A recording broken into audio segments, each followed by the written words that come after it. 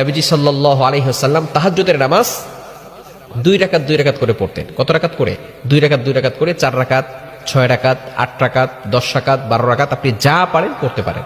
এখন দেখা যাচ্ছে আপনি একদিন উঠে আপনি একসাথে 50 রাকাত করেছেন 2 রাকাত করে, কিন্তু পরের দিন আপনার কোনো খোঁজ খবর নাই।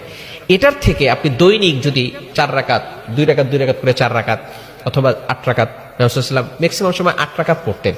তো এই ক্ষেত্রে আমরা অবশ্যই চেষ্টা করব যাতে করে আমরা প্রতিদিন 2 রাকাত হলেও অথবা 4 রাকাত হলেও 2 রাকাত করে 4 রাকাত হলেও আমরা পড়ার চেষ্টা করব। একদিন উঠে অনেক পড়লাম, এই আমলের থেকে আল্লাহ পাক রব্বুল আলামিনের কাছে ওই আমলটা বেশি প্রিয় যে আমলটা অল্প হলেও প্রতিদিন করা হয়, দৈনিক করা হয়। এই আমলটা আল্লাহ তাআলার কাছে বেশি প্রিয়। এজন্য আমরা দৈনিক উঠে যখনই উঠে আমরা অবশ্যই 2 রাকাত করে 4 রাকাত পড়তে পারেন, 6 রাকাত পড়তে পারেন, 8 রাকাত পড়তে পারেন, এতে কোনো সমস্যা নাই। তৃতীয় নাম্বার হচ্ছে মোস্ট ইম্পর্টেন্ট পয়েন্ট, সেটা হচ্ছে অনেকেই মনে করে যে প্রথম রাকাতে সূরা ইখলাস এতবার পড়তে হবে, দ্বিতীয় রাকাতে অমুক সূরা এতবার পড়তে হবে। তাহাজ্জুদের নামাজের নির্ধারিত কোনো সূরা নাই, ভালো করে বুঝেন। অনেকে বিশেষ করে ছোট ছোট যে নামাজের বইগুলো আছে সেখানে লেখা আছে সূরা ইখলাস 111 বার পড়তে হবে, সূরা কাফিরুন 200 বার পড়তে হবে। খবরদার, এরকম কোনো নির্ধারিত সূরা নাই।